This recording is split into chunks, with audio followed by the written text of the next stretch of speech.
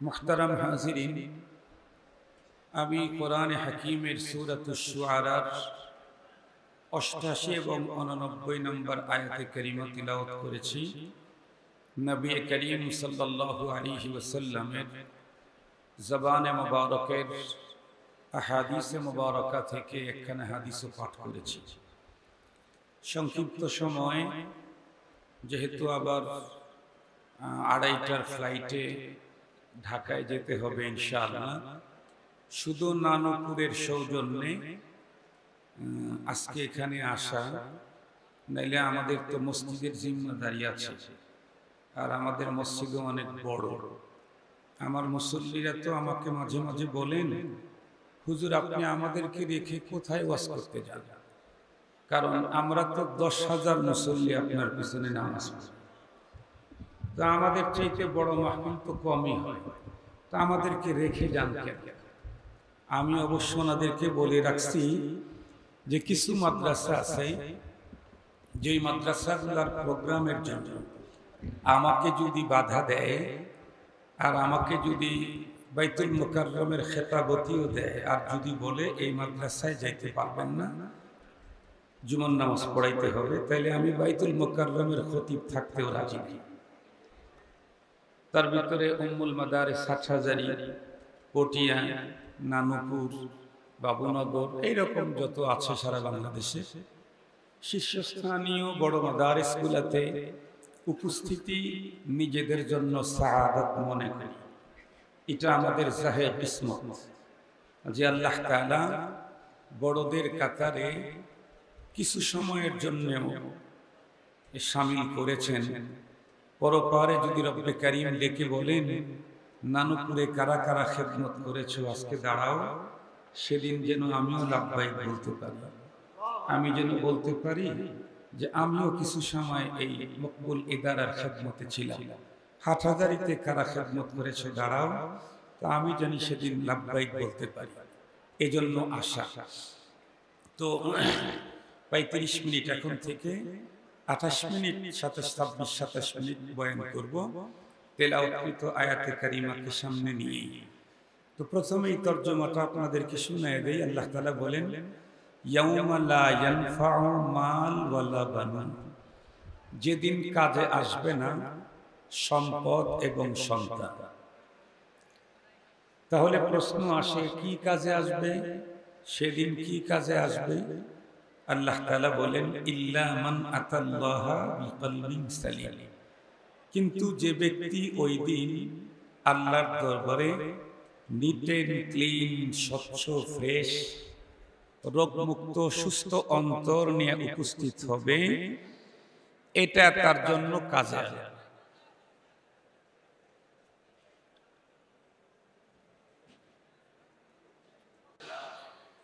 মুহতারাম হাজিরিন, রাসূল করিম সাল্লাল্লাহু আলাইহি ওয়াসাল্লাম হাদিসে পাকে ইরশাদ করেন যে আল্লাহ পাক কারো চেহারা, সুরত, সম্পদ এদিকে তাকাবেন। তো কিসের দিকে তাকাবেন? অন্তর এবং আমলের দিকে তাকাবেন। এই হলো তেলাওয়াতকৃত আয়াত এবং পঠিত হাদিসের সরল তর্জমা। বিষয়টাকে সুন্দর করে বুঝতে চাইলে আমাদেরকে একটু পূর্বে থেকে আলোচনা নিয়ে আসতে হবে। আমরা প্রত্যেকেই জানি, এ পৃথিবীর যত মানুষ, আমরা যারা নিজেদেরকে মানুষ বলছি, প্রতিটি মানুষ দুইটা জিনিসের সমন্বয়। একটা হলো বডি, আর একটা হলো আত্মা। এই দুইটার সমন্বয় হলো মানুষ। এই দুইটা যতক্ষণ পর্যন্ত একসঙ্গে আছে ততক্ষণ পর্যন্ত মানুষ। এই দুটি পৃথক হয়ে গেলে আত্মা কোথায় যায় আমরা দেখতে পাই না, তবে বডিটা তো পড়েই থাকে, বডিটাকে লাশ বলা হয়। এখন আমাদেরকে জানতে হবে যে এই দুইটার সমন্বয় মানুষ, এই দুইটার প্রথম সৃষ্টি কোনটা, নাকি দুইটাকে একই সঙ্গে আল্লাহ পাক তৈরি করেছেন? এই প্রশ্নের উত্তর আপনাদের প্রত্যেকেরই জানা আছে। মানুষের বডি আর আত্মা একটা টাইমে তৈরি হয় নাই। মানুষের আত্মাকে আল্লাহ পাক প্রথম তৈরি করেছেন, এবং আত্মা তৈরি করে আত্মাকে সংরক্ষণের জন্য স্পেশাল একটা জগৎ আল্লাহ পাক তৈরি করেছেন। সেই জগৎকে আরবিতে আলমে আরওয়াহ বলা হয়।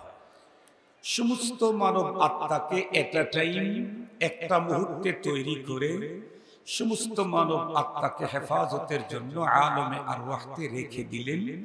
লম্বা টাইম পর্যন্ত রুহের জগতে আত্মা ছিল, ততক্ষণে মানব বডি তৈরি হয় নাই।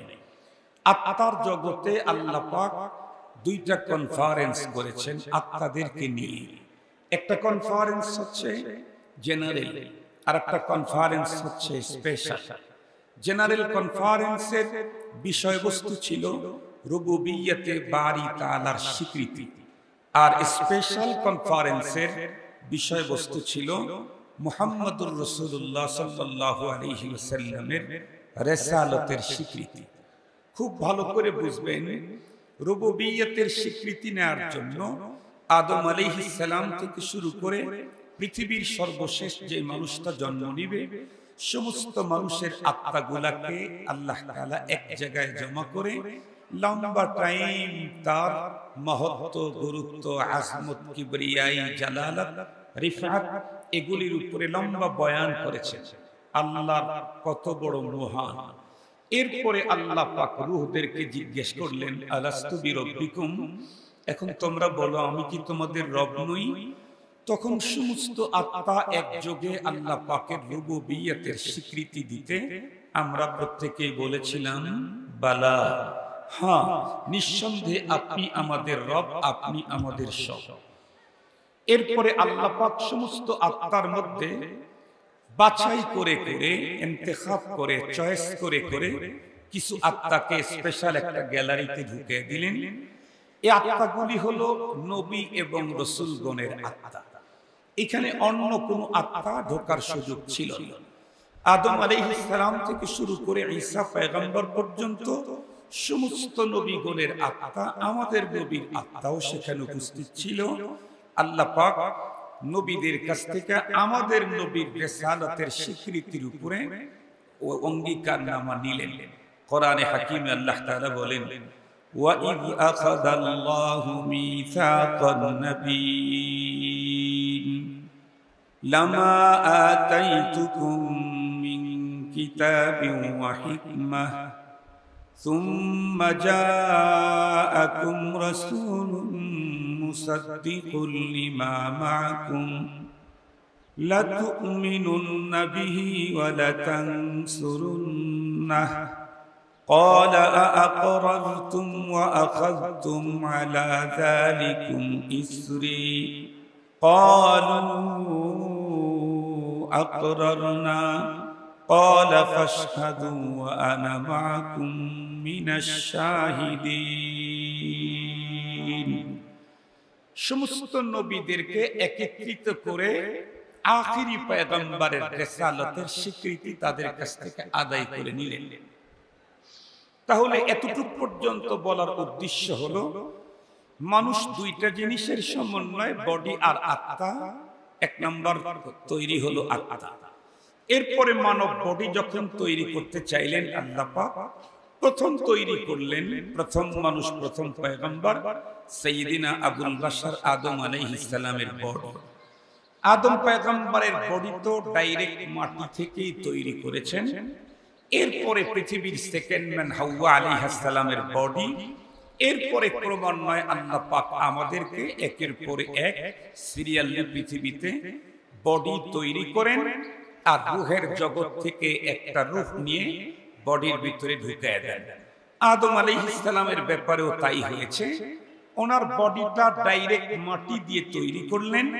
এরপরে যখন ইচ্ছে করলেন আল্লাহ পাক তখন রূহের জগৎ থেকে তার আত্মাটা নিয়ে বডিতে দিয়ে দিলেন, কমপ্লিট মানুষ হয়ে গেল। খুব ভালো করে বুঝবেন। তাহলে স্বাভাবিকভাবে পৃথিবীর সমস্ত মানুষের আত্মা এক টাইমে তৈরি, বডি অনেক পরে আসতেছে ক্রমান্বয়ে সিরিয়াল। প্রথমে দাদার বডি, এরপরে বাবার বডি, এরপরে ছেলের বডি, এরপরে নাতির বডি। এই জাতীয় সিরিয়ালে আল্লাহ পাক বডি তৈরি করছেন। আমাদের বডিগুলি তৈরি হয় মাতৃগর্ভে, মায়ের পেটে। 3 স্তরের সুরক্ষিত এরিয়া রেহেমের ভিতরে আমাদের বডি ওখানে তৈরি হয়। মনে রাখবেন একটা কথা, বডি তৈরি হওয়ার পরে আল্লাহ পাক রূহের জগৎ থেকে রূহ এনে মায়ের পেটের ওই 3 স্তরের সুরক্ষিত এরিয়াতে যেখানে আমার বডি তৈরি করলেন সেখানে বডির ভিতরে আত্মা দিয়ে দেন। তখন আমি মায়ের গর্ভেই নড়াচড়া করতে থাকি। এরপরে রব যখন চাইলেন সুম্মাস সাবিলা ইয়াসসারা, আমার মার বডির ছোট্ট এক সরু পথ দিয়ে আমাকে বের করে দিলেন। এরপরে পৃথিবীতে আসলাম। আসার পরে কেউ জন্ম নিতেই মারা গেল, কেউ জন্ম নেয়ার পরে মারা গেল, কেউ বা লম্বা টাইম দুনিয়াতে হায়াত পেল। খুব ভালো করে বুঝবেন, হায়াত পাওয়ার পরে একটা সময় সুম্মা আমাতাহু ফাআকবারা, মৃত্যু আসবেই, মরণ হবেই। খুব ভালো করে বুঝবেন, আমরা যে মরে যাই, মরে গেলে কি হয়? মরে গেলে বডি থেকে আত্মাটা পৃথক হয়ে যায়। আত্মা যেদিন থেকে তৈরি, এরপরে আর আত্মার কোনো মরণ নাই। মরে যায় বলতে যেটা বুঝি সেটা হলো এই বডিটা শেষ হয়ে যায়।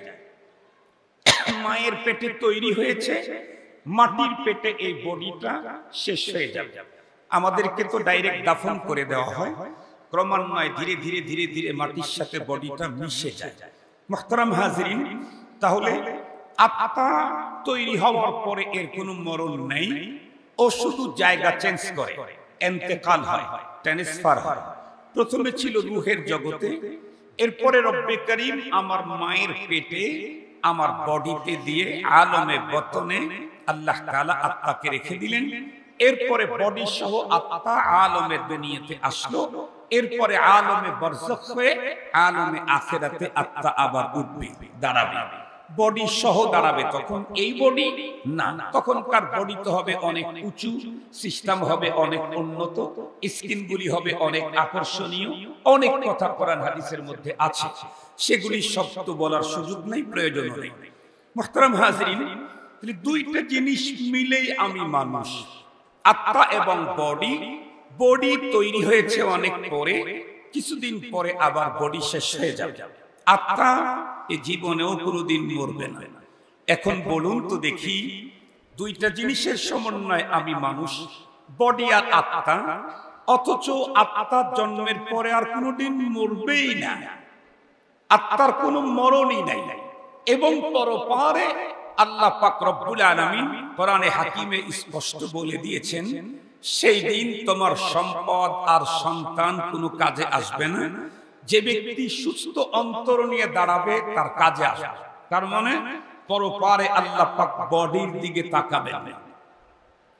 তাকাবেন হলো আত্মার দিকে। সুতরাং আত্মার পিছনে মেহনত বেশি করা দরকার বডির তুলনায়। যেহেতু বডিটা মায়ের পেটে জন্ম হলো, মাটিতে শেষ, আত্মা যে জন্ম হয়েছে এরপর থেকে শুধু জায়গা চেঞ্জ করতেছে, ওর মরণই নাই। আর রব্বে করিমের সামনে যখন দাঁড়াবো, রব আমার বডির দিকে তাকাবেনই না, দেখবেন আমার আত্মা। তাহলে আত্মাকেই তো সাজগোজ করা দরকার, আত্মাটাকেই ক্লিন করা দরকার, স্বচ্ছ করা দরকার, রোগমুক্ত করা দরকার, শক্তিশালী করা দরকার। খুব ভালো করে কথাগুলি বোঝার জন্য চেষ্টা করবেন। মুহতারাম হাজিরিন, আমরা দুনিয়াতে আমাদের যত প্ল্যান প্রোগ্রাম আছে, রাষ্ট্র বলেন, সমাজ বলেন, ফ্যামিলি বলেন, ব্যক্তিগত দিক থেকে বলেন, সকল প্ল্যান প্রোগ্রাম হলো মানুষের বডি কেন্দ্রিক, আত্মা কেন্দ্রিক কোন প্রোগ্রাম আমাদের দেশে রাষ্ট্রীয়ভাবে নাই, সামাজিকভাবে নাই, ফ্যামিলিগতভাবেও নাই, ব্যক্তিগতভাবেও যতটুকু হওয়ার দরকার ততটুকু নাই। রাষ্ট্র যত বড় বাজেট ঘোষণা করুক, এর 3 টাকাও আত্মার উন্নতির জন্য রাষ্ট্রের কোনো বাজেট নেই। রাষ্ট্র বাজেট দিয়েছে শিক্ষার জন্য। কোন শিক্ষা? Pack pack pack pack pack pack, বোঝেন নাকি? এখন শিক্ষা হলো আমি আমার সন্তান মানুষ, ওকে উন্নত আদর্শে মানুষ করাবার জন্য প্রতিষ্ঠানে পাঠাইলাম, আর প্রতিষ্ঠান নাকি ওকে ব্যাঙের ডাক শিখাবে, প্যাক প্যাক শিখাবে। মুহতারাম হাজিরিন, সেদিকে যেতে চাই না, ওটা ভিন্ন মাসালা। তো রাষ্ট্রের সকল বাজেট হলো মানুষের বডি কেন্দ্রিক। ঘরে ঘরে বিদ্যুৎ, বডির ফায়দা, রাস্তাঘাট একদম পাকা, বডির ফায়দা। সব জায়গাতে উন্নত রকমের কি বলে গাড়ি আর বাড়ি, বডির ফায়দা। উন্নত নারী, বডির ফায়দা। উন্নত খাবার, বডির ফায়দা। যা দেখতেছি সবই হলো বডি, আত্মা কেন্দ্রিক কিছু নাই। সামাজিক ভাবেও আত্মাকে সুন্দর করার কোন প্রোগ্রাম সামাজিক ভাবেও নাই। ব্যক্তিগত ভাবেও আমাদের যত প্রোগ্রাম, যত চিন্তা, যত চেতনা, যত ফিকির, যত ধান্দা সবই বডি কেন্দ্রিক, আত্মা কেন্দ্রিক। আমাদের কোনো ভাবনা, চিন্তা, চেতনা, গবেষণা, থিসিস একটাও নাই। অথচ যেই বডির পিছনে রাষ্ট্র পাগল, সমাজও পাগল, রাষ্ট্র ব্যস্ত, সমাজ ব্যস্ত, ফ্যামিলি ব্যস্ত, আমিও ব্যস্ত। এই বডিকে আমি হাজার চেষ্টা করেও আজীবন ধরে রাখতে পারব না। বডি এক সময় শেষ হয়েই যাবে। যত বড় রাজাদি রাজ হোক তার বডিও শেষ হবে, যত বড় বুজুর্গ হোক তার বডিও শেষ হবে, যত বড় কেমিস্ট হোক তার বডিও শেষ হবে, যত বড় সায়েন্টিস্ট হোক তার বডিও শেষ হবে। যেই বডিকে আমি ধরে রাখতে পারবো না, সেই বডির পিছনে এত মেহনত, অথচ যেই আত্মাকে অবহেলা করেও আমি মেরে ফেলতে পারবো না, সে আত্মার পিছনে আমাদের কোনো মেহনতি নেই। মুহতারাম হাজিরিন, প্রয়োজন তো ছিল বডির চাইতে আত্মার পিছনে বেশি মেহনত করা, কারণ ও অনেক আগে তৈরি হয়েছে, ওর কোনো মননই নাই। আর রব্বুল আলামিনের সামনে দাঁড়ালে রব আমার আত্মাকেই দেখবেন। সুতরাং এটাকে সুন্দর করে নিয়ে যাওয়া দরকার, এটাকে সাজগোজ করা দরকার। অথচ আমাদের দেশের মুসলমান আমরা যারা আছি, তাদের অন্তরের রোগের, আত্মার ব্যাধির চিকিৎসা করা, সুস্থ রাখার কোনো ফিকির নেই। অথচ উলামায়ে কেরাম কোরআন হাদিস মন্থন করে বলেছেন, আত্মার এমন এমন ভয়ঙ্কর ব্যাধি আছে, আত্মা এমন এমন ভয়ঙ্কর ব্যাধি আছে যে একটা ব্যাধির কারণে আমি আমার জীবনের, সারা জীবনের সঞ্চিত সমস্ত ইবাদতগুলি শেষ হয়ে যায় একটা ব্যাধির কারণে। আত্মার এক একটা ব্যাধি এতই ভয়ঙ্কর, মানব দেহের ক্যান্সার, আলসার, এরপরে কিছুদিন আগে আসছিল কোভিড, এর চাইতেও ভয়ঙ্কর ভয়ঙ্কর ব্যাধি আছে মানুষের আত্মা। ইমানদারের আত্মাকেও যেই ব্যাধিগুলি আক্রমণ করে, ইমানদারের আত্মা বেঈমানের আত্মাকে তো আরো ভয়ঙ্কর রোগে আক্রমণ করে। ইমানদারের আত্মাকে যে ভয়ঙ্কর রোগগুলি আক্রমণ করে, তার ভিতরে একটা রোগের নাম হলো রিয়া। একটা রোগের নাম কি বলেন? রিয়া।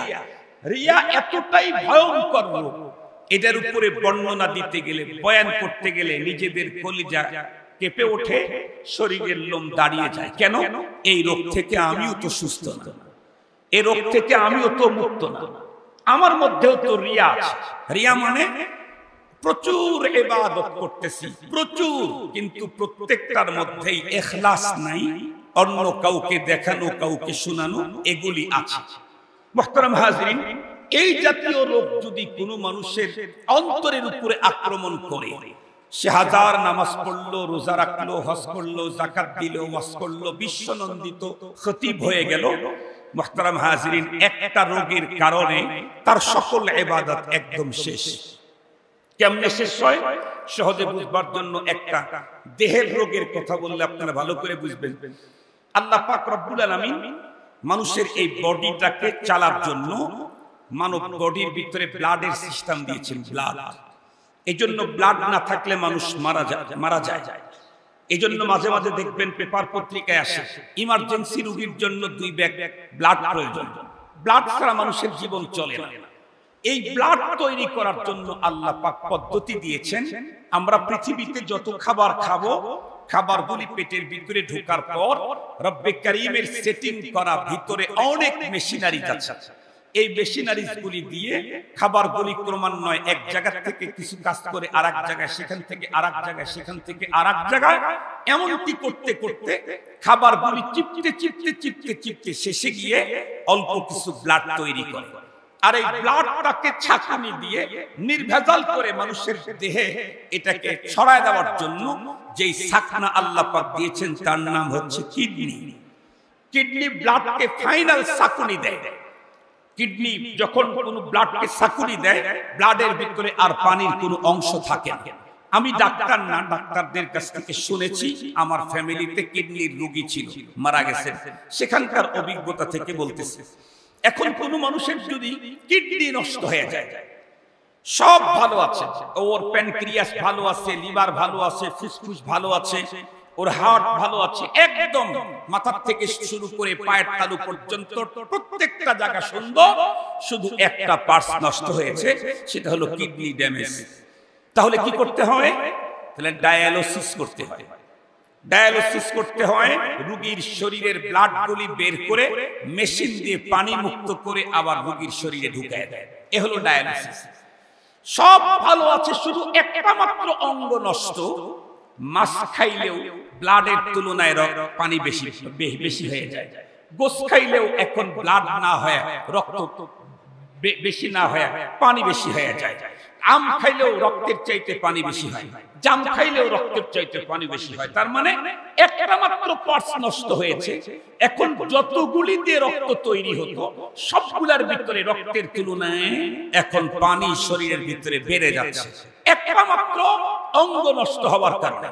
মনে রাখবেন, নামাজ পড়ি, রোজা রাখি, হজ করি, যাকাত দেই, ওয়াজ করি, তাবলীগ করি, তারপরে পীর সাহেবের দেওয়া যত সবক আদায় করি, এরপরে দানশীলতায় এলাকার ভিতরে নাম্বার 1 হয়ে গেছি। আরো কত কিছু, তাহাজ্জুদ, আওয়াবিন, ইশরাক, চাষ, যা আছে ইবাদত, সমস্ত ইবাদতগুলি নষ্ট হয় একটা মাত্র জার্ম যদি কোনো মানুষের অন্তরে আক্রমণ করে, তার নাম হলো রিয়া। তার নাম কি বলেন? বিশ্বনবীজি স্পষ্ট বলেছেন, যে ব্যক্তি নামাজ পড়ে মানুষকে দেখাবার জন্য, সে শিরক করবে। কে বলেছেন এই কথা? নবীজি বলেছেন। আব্দুল বাসিতের ফতোয়া না, নানপুরি পীর সাহেব হুজুরের ফতোয়া না, হাটহাজারীর বড় মুফতি সাহেবের ফতোয়া না, মুহাম্মদুর রাসূলুল্লাহর ফতোয়া। এই ফতোয়ার বিরুদ্ধে কোন মুফতি কলম ধরলে ওর মুফতির সার্টিফিকেট শুধু বাতিল হবে না, ঈমানেও সমস্যা হয়ে যাবে। এই জন্য মুহতারাম, এই ফতোয়া সকলকে মানতেই হবে। নামাজ পড়লাম, কি করলাম? আরে নামাজের শুরু থেকে তো আল্লাহর নাম জপতে জপতে আল্লাহর নাম দিয়েই নামাজ শেষ করলাম। নামাজ মানুষ যখন ওযু করতে যায় তখন বিসমিল্লাহ, আল্লাহর নাম আছে না নাই?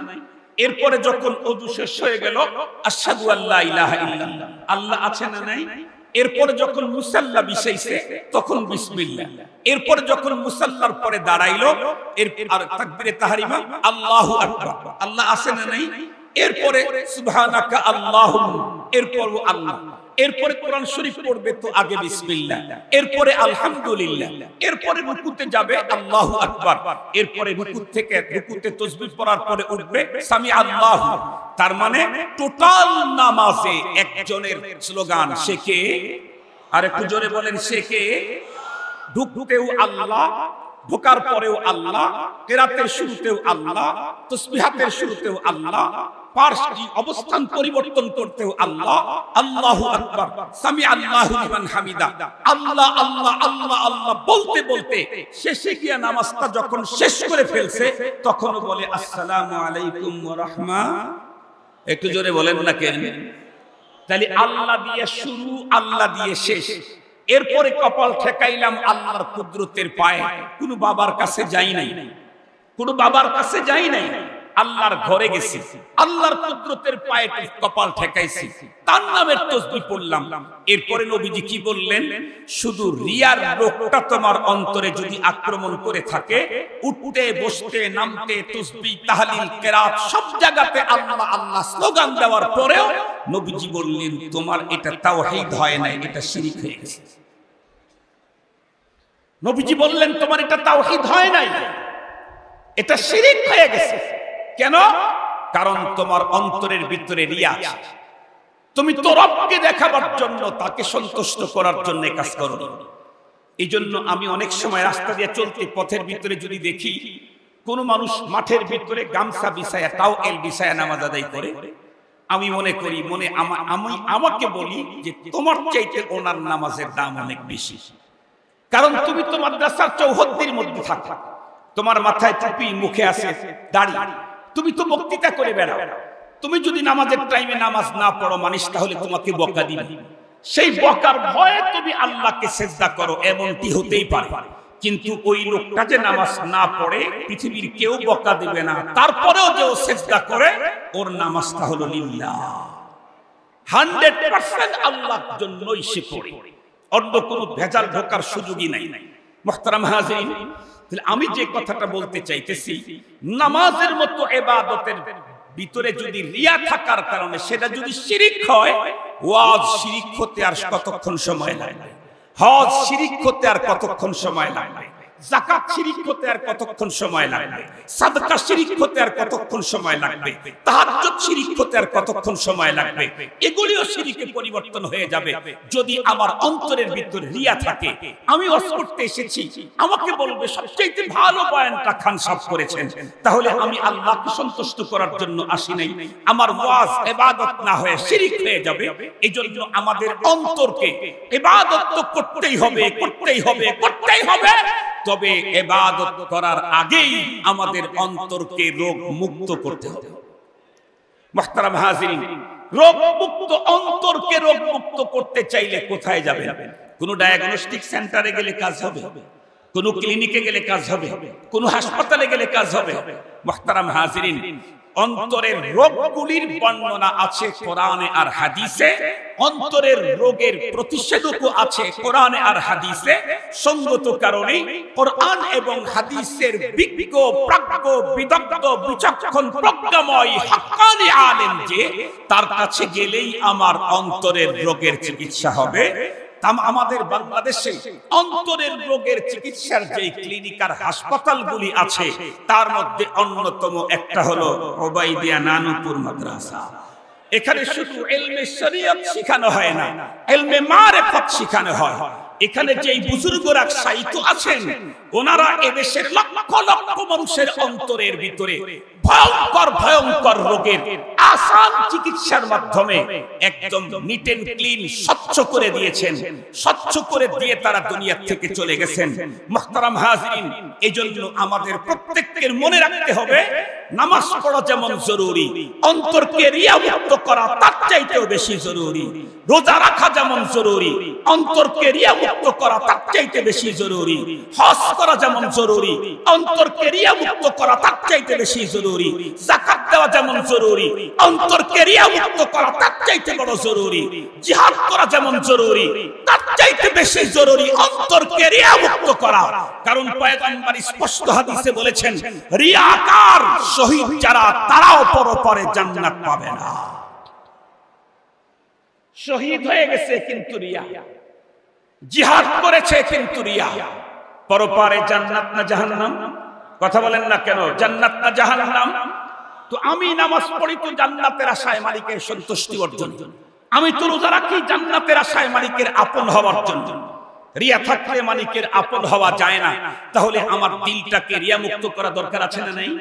মুহতারাম হাজিরিন, রিয়া মুক্ত করা বহুত বড় জরুরি। শুধু রিয়া না, 10টারও ভয়ঙ্কর যেগুলি ইমানদারের অন্তরের উপরে আক্রমণ করে। তার মধ্যে একটা রিয়া, আর একটা সুমা, আর একটা হুব্বে যা, আর একটা হুব্বে মান, আর একটা হলো বুখল, আর একটা হলো উজুব, আর একটা হলো কিবির, আর একটা হলো হাসাদ। এই রকমের 10টা ভয়ঙ্কর রোগ আছে, যেই রোগগুলি একটা একটা করে শেখে তরিকতের কাছে গিয়ে এগুলির চিকিৎসা নিতে হবে। কিন্তু একটা কথা হঠাৎ করে মনে আসছে, দুঃখের সাথে বলে ফেলি, বর্তমান আমাদের বাংলাদেশে আল্লাহ শুকুর পীর মুরিদির ইয়াটা একটা সময় একটু স্লো হয়ে গিয়েছে। এখন কিন্তু পীর মুরিদির বাজারটা অনেক গরম, সবাই মোটামুটি মুরিদ হতে চায়, সবাই পীর ধরতে চায়। কিন্তু বর্তমান সময়ে পীর মুরিদির যে পদ্ধতি চলতেছে, এই পদ্ধতিতে ফায়দা বেশি হচ্ছে, রেজাল্ট বেশি আসতেছে, মুরিদ প্রচুর হচ্ছে, রেজাল্ট ভালো আসতেছে। কেন? আমি আমার কথা বলবো না, আমি নিজেই তো রোগী, আমি তো ডাক্তার না, আমি রোগী। এরপরেও অনেক সময় অনেক রোগীর কাছে অভিজ্ঞতা থাকে। রোগী যদি অনেক বড় ডাক্তারের কাছ দিয়ে ঘুরে আসে, তার কাছে কিছু ভালো অভিজ্ঞতা পাওয়া যায়। বর্তমান পৃথিবীর বড় আলেম আল্লামা তকি ওসমানী হাফিজাহুল্লাহ, উনি বলেছেন যে বর্তমান সময়ে অধিকাংশ মুরিদদেরকে পীর সাহেবেরা দিয়ে থাকে মুকাব্বিয়াত, ভিটামিন দেয়, শুধু ভিটামিন। শুধু ভিটামিন। ভালো করে বুঝবেন, যেই মানুষটার পেটের প্রবলেম, আইবিএস এর সমস্যা, আমাশা আছে, পাতলা পায়খানা আছে, ভিটামিন তো ভালো জিনিস, এই লোকটাকে যদি খুব দামি বিদেশি ভিটামিনও দেওয়া হয়, লোকটার উপকার হবে না অপকার হবে? একটু বলেন। অপকার হবে, মানে লোকটা মারাও যেতে পারে। ভিটামিন প্রয়োগের একটা সময় আছে। আগে পেটটাকে ইসলাহ করো, পেটটাকে আগে ক্লিন করো, স্বচ্ছ করো, রোগমুক্ত করো। এরপরে যত পাওয়ারফুল ভিটামিন দিবে ততই তার পাওয়ার বাড়বে। আমাদের দেশে অধিকাংশ জায়গাতে মুরিদদেরকে মুকাব্বিয়াত দেওয়া হয়। কি? সকালে এই তাসবিহ, সন্ধ্যায় এই তাসবিহ, 6 তাসবিহ, 9 তাসবিহ, 12 তাসবিহ, 13 তাসবিহ, এই এতবার অমুক সূরা, এতবার অমুক সূরা, এতবার, এগুলা হলো মুকাব্বিয়াত। এগুলার দ্বারায় শক্তি বাড়ে। কিন্তু খুব ভালো করে বুঝবেন, যেই মানুষটার অন্তরে এখনো পর্যন্ত কিবির 100% আছে, যেই মানুষটার অন্তর এখনো উজুবের দ্বারায় আক্রান্ত, নিজেকে নিজের যে কোনো কাজকে খুব উন্নত মনে হয়, উজুব যার অন্তরে এখনো সিরিয়াস, কিবির যার অন্তরে এখনো আছে, এই লোকটার অন্তরকে উজুব আর কিবির মুক্ত না করে একে যদি মুকাব্বিয়াত দেওয়া হয়, ওকে যদি 3 তাসবিহ 13 তাসবিহ যদি দেওয়া হয়, তাহলে দেখবেন আমাদের দেশে যেটা হয়, অনেক দরবারের পীর সাহেবেরা মুরিদরা এমন আছে, যেই মুরিদেরা পীরের দরবারে মাত্র 3 দিন 6 দিন থেকে ঘুরে আসার পরে এদেশের কোন শাইখুল হাদিস, মুফতি আর মুহাদ্দিসকে গুনতেই যায় না। আমাদের দেশে অনেক তাবলীগ ওয়ালা এমন আছে যারা 3 দিন নিসাব দিয়েছে, 10 দিন নিসাব দিয়েছে, একটা চিল্লা কোন রকম লাগানোর পরে এখন আর শাইখুল হাদিসকে সে গুনতেই চায় না। কেন? কারণ হলো ওর অন্তরের রোগ আছে। রোগ থাকার পরে শুধু মুকাব্বিয়াত দেওয়া হয়েছে, এজন্য রোগটা আরো সিরিয়াসলি বেড়ে গেছে। আগে মেহনত করতে হবে তার অন্তর আত্মাকে ক্লিন করা, স্বচ্ছ করা, ফ্রেশ করা। কারণ অনেক জিকির করলো কিন্তু লোক দেখাবার জন্য, অনেক তাহাজ্জুদ পড়লো লোক দেখাবার জন্য, অনেক আওয়াবিন পড়লো লোক দেখাবার জন্য, অনেক বিনয় হলো লোক দেখাবার জন্য, এগুলি দিয়ে পরপারে 4 পয়সার কোনো কাজে আসবে না। এই জন্য মুহতারাম হাজিরিন, আমি লম্বা আলোচনা করতে চাই না, প্রয়োজনও নেই। এসেছি একটা সুন্দর জায়গাতে যেখানে উলুমে মারিফাত, উলুমে শরিয়াত, যেখান থেকে লম্বা যুগ যুগ ধরে বিতরণ করা হচ্ছে পৃথিবীর প্রান্ত প্রান্ত মানুষের জন্য। এই জায়গাতে আসার পরেও আমরা যদি আমাদের অন্তরের চিকিৎসা না নিতে পারি, শুধু আসলাম আর চলে গেলাম, অন্তরের রোগের কথাও বললাম না, চিকিৎসাও নিলাম না, তাহলে তেমন কোনো ফায়দা, কাঙ্ক্ষিত মানের ফায়দা হাসিল হবে না। এজন্য আসেন, আমরা যারা নামাজ পড়ি, রোজা রাখি, হজ করি, যাকাত দেই, দ্বীনের উপরে চলি, বিল খুসুস আমাদেরকে তো অবশ্যই যা করেছি এটা 100 যেন আমার কাজে আসে, এটা করতে চাইলে আগে আমাদের অন্তর আত্মাকে রোগ মুক্ত করতে হবে। আল্লাহ পাকের কোরআনে আল্লাহ তাআলা বলেছেন, ইয়াউমা লা ইয়ানফাউ মাল ওয়ালা বানুন। সম্পদ আর সন্তানের পিছনে সময় কাটাইলাম, আল্লাহ বলেন সম্পদ আর সন্তানের পিছনে সময় কাটাইলাম, এই দুইটা তো কাজে আসবে না। কাজে আসবে কি? ইল্লা মান আতাল্লাহ বিকলবিন সালিম, যে ব্যক্তি সুস্থ অন্তর নিয়ে আমার দরবারে হাজির হবে, এটা তার কাজে আসবে।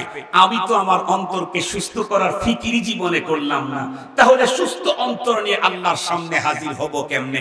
আল্লাহ পাক আমাদের প্রত্যেকের অন্তর আত্মার সকল ব্যাধি থেকে আত্মাকে 100% রোগ মুক্ত করে সালিম করে আল্লাহ পর্যন্ত যাওয়ার তৌফিক দান করুক। ওয়া আখিরু দাওয়ানা আনিল হামদুলিল্লাহি রাব্বিল আলামিন। আসসালামু আলাইকুম ওয়া রাহমাতুল্লাহি ওয়া বারাকাতুহু।